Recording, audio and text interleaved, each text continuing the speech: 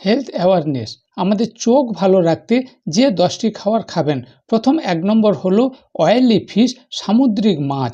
দ্বিতীয় হচ্ছে নাট, বাদাম জাতীয় কিংবা শিম, এই লেগুমস জাতীয় খাবার।